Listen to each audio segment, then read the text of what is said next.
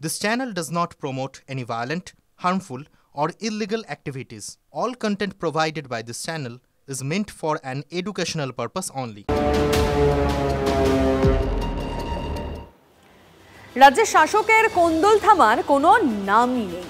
আলিপুরদুয়ারে এবার আবাস ঘিরে তৃণমূলের আচ্ছা বঞ্চিতদের হয়ে হাতে প্ল্যাকার্ড নিয়ে তৃণমূল পরিচালিত পঞ্চায়েতের বিরুদ্ধে ধর্নায় বসলেন দলেরই বুথ সভাপতি। আর এই গ্রামে নাকি আবাস পেতে ৩০০ টাকা কাটমানি দিতে হয়েছে এক বৃদ্ধাকে। ভাবা যায়, ৩০০ টাকা।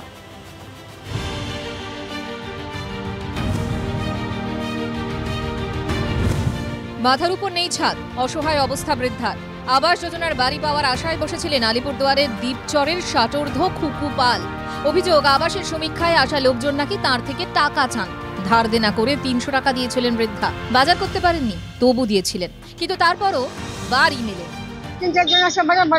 কি লেখলো ওগুলো আমি কিছু জানি না। দেখছে লেখার পরে কি যে আমাকে ৩০০ টাকা দিতে লাগবে। তখন আমি চিন্তা করলাম ৩০০ টাকা দিতে লাগবে, কোথেকে দিব? তাহলে খরচার টাকা আছে, দোকান খরচার। পরে আমি দিয়ে দিলাম, দেখে যদি ঘরটা পাই। আমি ঘরে এত কষ্ট করতেছি। শুধু খুকুপালি নয়, দ্বীপচর গ্রামের ১০-১২টি পরিবার আবাস যোজনার বাড়ি পাওয়ার যোগ্য হলেও বঞ্চিত।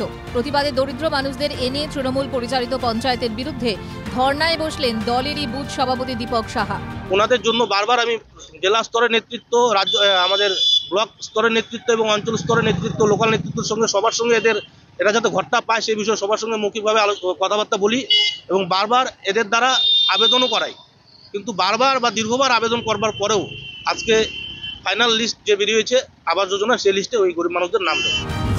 বিষয়টি জানাজানি হতেই আলিপুরদুয়ার জেলা পরিষদের কৃষি কর্মাধ্যক্ষ ধর্নাকারীদের সঙ্গে কথা বলেন। পরে তাদের সঙ্গে দ্বীপচর গ্রামে যান।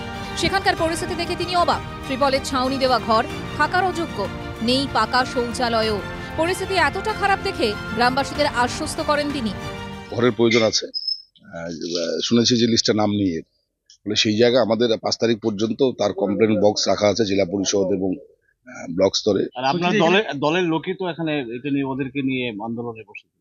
এখন কে বসেছে তার বিষয়ে যাব না, কারণ আন্দোলন করলেই যে সবকিছু সমাধান হবে সেটাও না, কিন্তু আলোচনার মাধ্যমে সমাধান করা দরকার। আপনারা দেখলেন যে এসে আলোচনা করে তারা যে বসেছিল অবস্থা সেটা তুলে দেওয়া হয়েছে। আবাসেও তৃণমূলের কোন্দল প্রকাশ্যে। রাজনীতির কচকচানি চান না দ্বীপচরের বাসিন্দারা। মাথা গোজার ঠাঁইটুকু জুটুক, এখন এই অপেক্ষাতেই দিন গুনছেন তারা।